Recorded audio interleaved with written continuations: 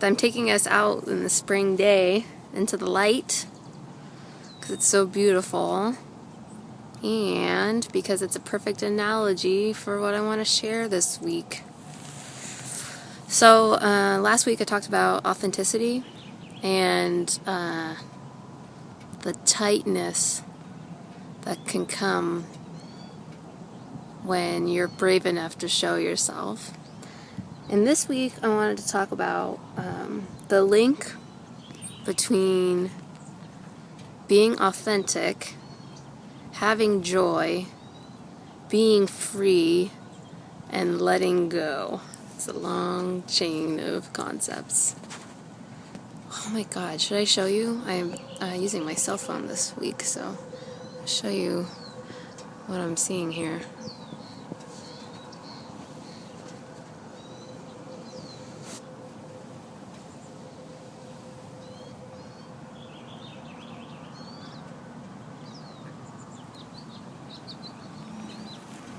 Hey.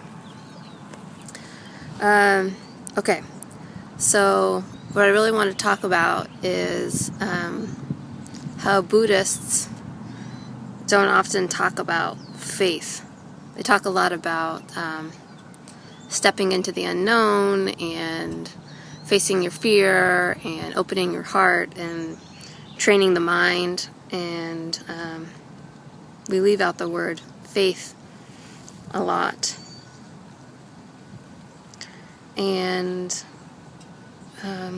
this week I want to talk about spring and authenticity. This is how I'm going to explain it. So during the winter, we step outside and we clutch onto ourselves because we're cold and it's biting, and we're just trying to keep warm. And in that, our heart space closes in and our muscles tighten, right? And then springtime comes or summertime comes, and all of a sudden those fibers, those muscle fibers which have been so shortened in the winter, start to lengthen again, and the heart space opens and the mind opens even, and there's warmth. There's warmth there, which allows us to open and allows us to fill in the space, allows us a deep breath. So having faith is sort of like that for our minds and our hearts. And I think usually when we talk about faith, it's God or destiny or whatever you want to call it is going to be on our side so that things will work out. I have faith that things will work out. Okay, that's not the faith that I'm talking about. I'm talking about Zen faith, coining that right here, which is when you open yourself up. Here's how authenticity and joy and faith link up. When you open yourself so that people can see who you are,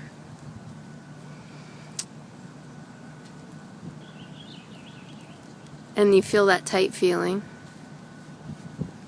that's because you do not have faith. I'm talking to myself here. You do not have faith that it's going to be okay. There might be a puncture, there might be a death there. As soon as I open up, I might lose this friend, I might lose a sense of self or a sense of persona that was feeling such like a blanket over myself. I'm going to be out in the wild and I'm afraid. And if you have faith that no matter what happens, it's okay, then we can be authentic in the spring, eternal spring. It feels an opening in space. It doesn't have to feel clenched, a clenched jaw. And that brings us great relief, and it allows us the time and spatial area to experience our blessings. So I want to be clear, that with whatever we do, to have faith in that whatever the circumstances, whatever the outcome is, it's reality. It'll hold us. Not to have faith that everything's going to work out in the end, right? Not to have faith that if I open myself up, it's going to cause this reaction of intimacy and connection and love and praise, right? I have faith in that. No, that's not the faith I'm talking about. The faith I'm talking about is you open up, and whatever happens, let's say you open up to a friend or a lover to be honest about something, and their reaction is disgust or disapproval. That's okay. That's reality. That's enough to hold you. That's durable. Stuff, material, energy is still going on. You're just inhabiting a different shape that day. You're inhabiting the shape of disappointment and maybe shame, but it's still you. And when we can cultivate this faith that no matter what happens, reality can hold us, that it's enough, that it's perfect, that we can endure, and not endure like bearing, but thriving in no matter what shape that we take in, then our muscles, our mind muscles, can relax the way they do when we're warm.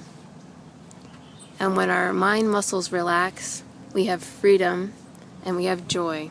Those might be synonymous the more and more I talk about it.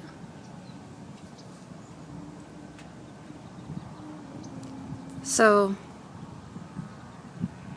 it's not enough just to be naked. Because if you're naked, but you also are desiring a certain outcome, there's a lot of disappointment that can happen. It's a very risky setup there. And if you're naked, and no matter what happens, you know that you are alive, that you are you, that you're the essence of you can take on any shape and is not tainted or damaged, then you're free. You're so free. Imagine no fear to be exactly what you are. What that means is there's no effort in being what you are. You just are what you are. You are what you are, and all there is to be a witness. If there's no fear in being what you are, if you're in the springtime of opening your heart space, it saves you energy because you don't have to exert to build this persona, to build this armor. And it also gives you the time to relish because you're not busy doing that. Right? You get to feel the weather. That's the beautiful thing about opening up and letting it in, of true opening. Not an opening with squinted face and heart, but an opening and a relaxing that allows you rest, true rest. And then the more you do it, the more you realize exerting your persona,